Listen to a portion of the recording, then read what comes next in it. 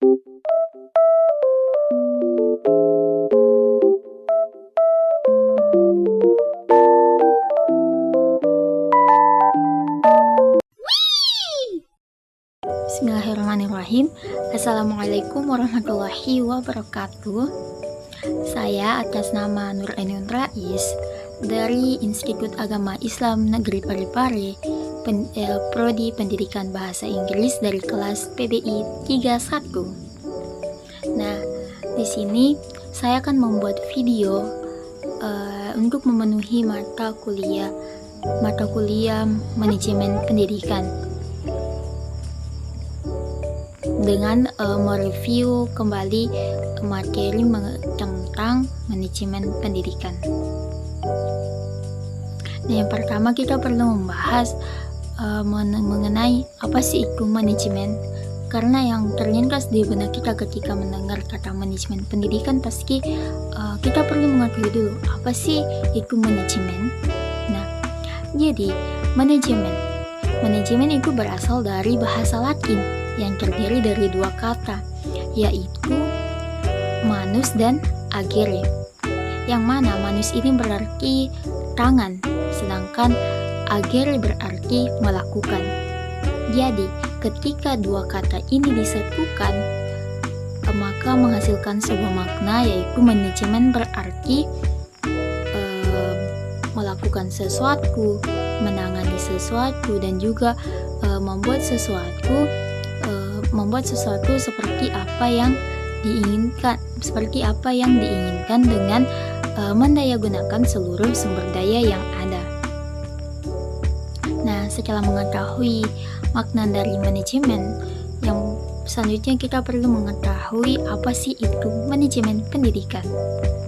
Jadi, manajemen pendidikan itu adalah suatu kegiatan atau rangkaian kegiatan yang berupa proses pengelolaan usaha kerjasama yang dilakukan oleh sejumlah atau sekelompok orang dalam suatu organisasi pendidikan guna untuk mencapai tujuan pendidikan yang telah ditetapkan sebelumnya. Nah, selanjutnya kita akan membahas mengenai fungsi utama dari pendidikan.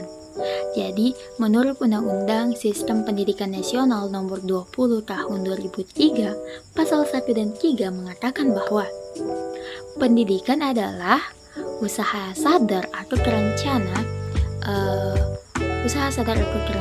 untuk mewujudkan suasana belajar dan juga proses pembelajaran secara efektif dan efisien agar peserta didik secara aktif mengembangkan potensi dirinya, agar memiliki kekuatan spiritual keagamaan, pengendalian diri, kepribadian, dan juga kecerdasan, serta akhlak yang mulia, dan juga memiliki kemampuan yang diperlukan oleh dirinya, masyarakat, agama, bangsa, dan juga negara.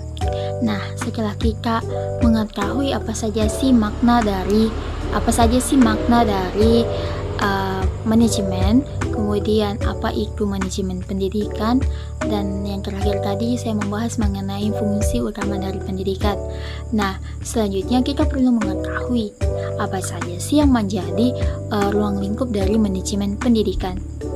Jadi, ruang lingkup manajemen pendidikan itu ada 5. Yang pertama itu ada perencanaan kurikulum. Nah, perencanaan kurikulum di sini termasuk adalah mengenai pengembangan dan juga penilaian kurikulum. Kemudian yang kedua ada pengelolaan sumber daya manusia. Nah, pengelolaan sumber daya manusia di sini adalah berupa rekrutmen, pelatihan, dan juga evaluasi staf pendidikan. Kemudian yang ketiga itu ada pengelolaan keuangan. Pengelolaan keuangan di sini termasuk mengenai pendanaan, pendanaan atau penganggaran, alokasi dana, dan juga audit keuangan. Nah, kemudian selanjutnya ada yang namanya pengelolaan fasilitas.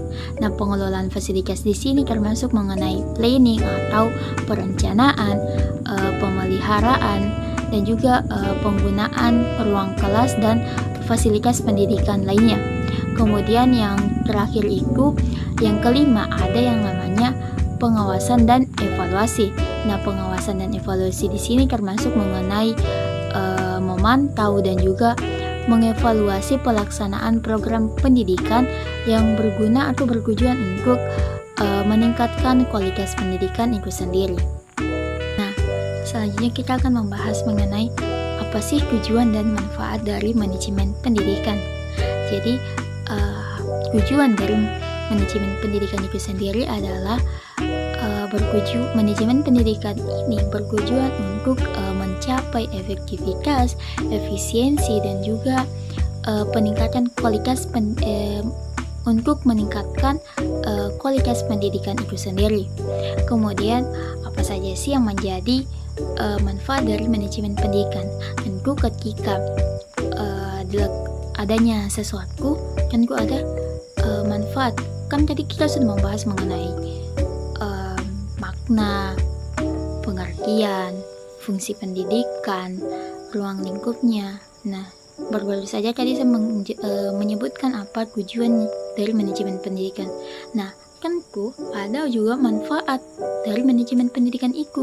Nah, yang menjadi manfaat dari manajemen pendidikan ini adalah yang pertama itu meningkatkan kualitas pembelajaran dan juga pengajaran.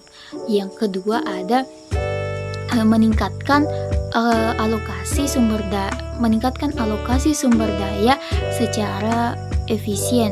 Kemudian yang ketiga, meningkatkan pengambilan keputusan yang sesuai atau berdasarkan dengan fakta.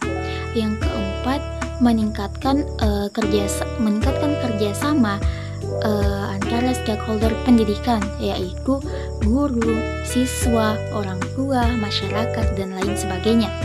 Dan yang terakhir itu ada peningkatan atau mencapai